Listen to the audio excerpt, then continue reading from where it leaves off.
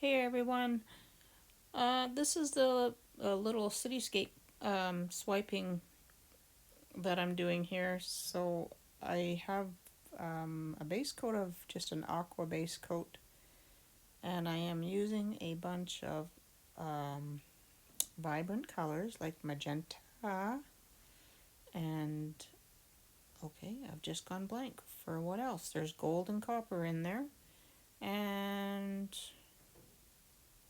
actually maybe it's just the magenta, gold, and copper. Sorry, I'm not very good at making notes about the colors that I'm using. You can do this with any colors, so of course.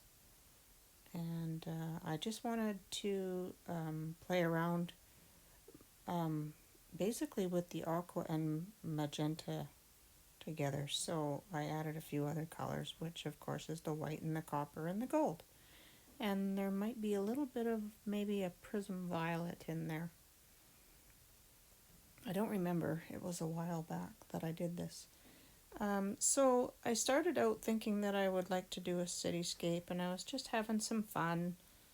And I haven't like done one of these for quite a while, so swiping is one of my favorite things to do.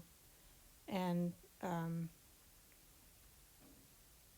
if you do it fairly often, you can find all sorts of ways to turn that paper towel and get some practice in, and you can really get some nice shapes out of how you turn it and lift it off.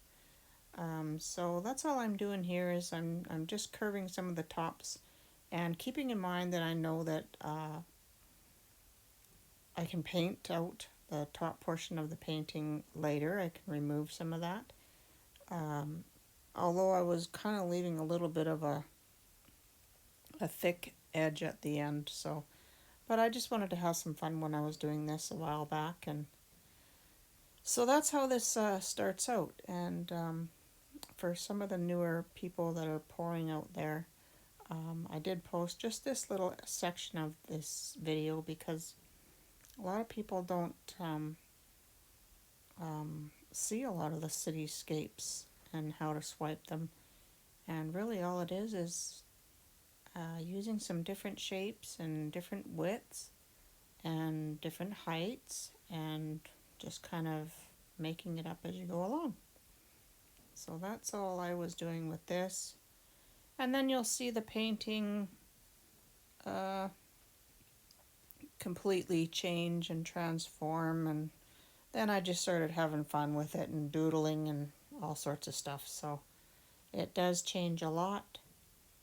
And I actually was going to sort of make this into a little Miami sort of uh, city line, but then things just change as I'm going along and they don't make sense anymore, or something makes more sense. And so I just go with it. Um, but for those who want to do a cityscape, this is how you do it. You just have to make yourself some different shapes of buildings and things. Um, I don't use silicone in any of my paints. Not for this anyway. I haven't done any silicone for a long time. I might have to do one of these days just for fun. I just don't like the cleaning off because I was using resin on a lot of my paintings, but more so now I just use, I do alcohol ink as well, and I use resin to seal them. And also I tint my resin and sometimes add more layers. So I tend to save my resin for that kind of stuff and just resin paintings itself. And so I might have to do a silicone one day. I just don't like the mess and I don't like the greasy painting after. So um, you can always go back and paint in some of your windows and lights in the windows and things like that and paint in a foreground. So you just have to maybe even research and do some looking around for some reference photos, free reference photos like Pixabay has great photos. and find yourself something to sort of use as a guide as to what you kind of want to do. And that's always helped me. So I'll just let you watch a little longer here and see how crazy this thing gets. And hope you're having an awesome Friday, and I'll talk to you soon.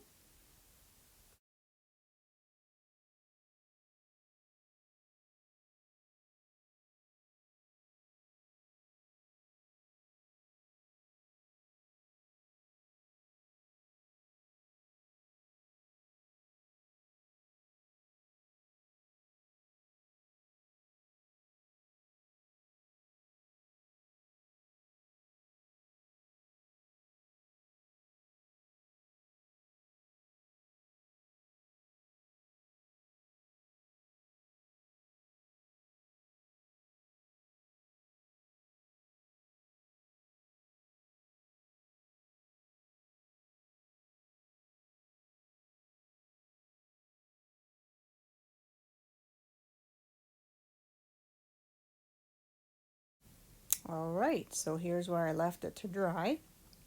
So at this point, I just kind of start looking at it thinking, well, when it's dry, what will I do? And at this point, I'm thinking, okay, well, I'll paint out areas and I will shape them into buildings. And I did spend a little time doing that, but I wasn't feeling it. And I'm not a big fan of the aqua in the background, so I start playing around and I get a little crazy.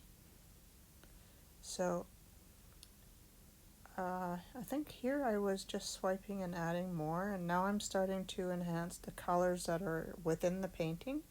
Here at the bottom I have painted out more of the white, and I've drawn a horizon line with a bit of water, added some trees, and here's a time lapse of me working on the bottom area to see.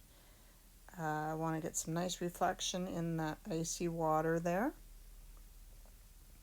So that's what I'm working on in this time lapse, is the water section, enhancing that front snowy area, putting in some little spindly trees, the start of there. And at this point I'm letting it dry. I add in some birds up there in the sky, some trees I filled in with some more snow.